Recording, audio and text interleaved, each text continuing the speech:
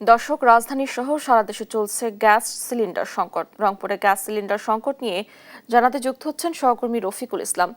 রফিক, সার্বিক পরিস্থিতি কেমন দেখছেন, কি বলছেন ভোক্তারা, জানাবেন।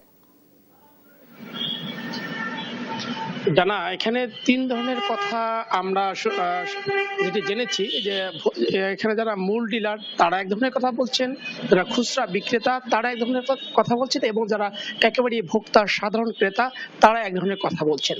যারা মূল ডিলার রয়েছেন তারা বলছেন যে ঢাকার যে আন্দোলন, সেই আন্দোলনের সঙ্গে তারা একাত্মতা প্রকাশ করেছেন। তবে ঢাকার যারা মূল ডিলার রয়েছেন বা মালিক রয়েছেন তারা কিন্তু সরবরাহ করতে পারছে না, অর্থাৎ সে কারণে কিন্তু এখানে একেবারেই অপ্রতুল রয়েছে।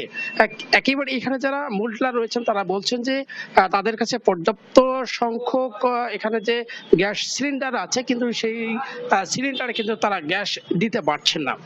এই কারণে যারা মাঠ পর্যায়ে খুচরা বিক্রেতা আছে তারা তাদের কাছ থেকে তারা দিতে পারছেন না, এবং তারা নিতে পারছেন না।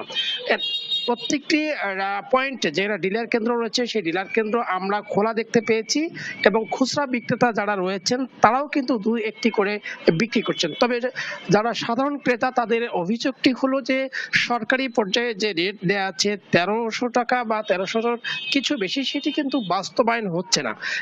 কোথাও 1500, কোথাও 1600, কোথাও 1800 টাকা পর্যন্ত বিক্রি হচ্ছে, আমরা এমনটি অভিযোগ পেয়েছিলাম। তো এই কেন এরকম সংকট, এই নিয়ে আমরা কথা বলতে চাই। এখানে আমরা রয়েছি হাসান এন্টারপ্রাইজ নামে একটি দোকানে, তাদের কাছে জানতে চাই আপনারা ঢাকার সঙ্গে একাত্মতা করে কি দাবি দেওয়া আছে, আপনারা কি ধরনের সরবরাহ পাচ্ছেন এই সিলিন্ডারের? আসলে এখানে যে প্রবলেমটা সেটা হচ্ছে যে প্রতি মাসেই বিএরসি একটা দাম নির্ধারণ করে দেয়, কিন্তু দামটা নির্ধারণ করে বিএরসি, কিন্তু কোম্পানি থেকে বা ব্যবসায়ী থেকে কোনো প্রতিনিধি রাখে না। সেক্ষেত্রে আসলে গভর্নমেন্ট রেট নির্ধারণ করে দেয়, কিন্তু ওই নির্ধারিত দামে বিক্রি হয় না। এটা শুধু এই মাসে না, প্রত্যেকটা মাসে এই সমস্যাটা থাকে আর কি। আর আমাদের যেটা মতামত বা যেটা বললেন, আমরা আসলে ঢাকায় যে স্ট্রাইক হচ্ছে আমরা মূলত ওই স্ট্রাইক করতেছি না, কারণ আমাদের প্রতিষ্ঠান খোলা রেখেছি আমরা। কারণ স্থানীয় প্রশাসন, জেলা প্রশাসক আর ভোক্তা অধিকার তারা আমাদেরকে রিকোয়েস্ট করছে যাতে আমরা কৃত্রিম সংকট তৈরি করছে কিনা ডিলাররা? না, ডিলাররা কোনো কৃত্রিম সংকট তৈরি করছে না। ডিলাররা কৃত্রিম সংকট তৈরি করছে না, আমরা চাহিদা মতো কোম্পানি থেকে গ্যাস পাচ্ছি না আর কি। ডানা, আপনি শুনছিলেন, আমরা কথা বলেছিলাম এখানকার জেলা প্রশাসনের সঙ্গে।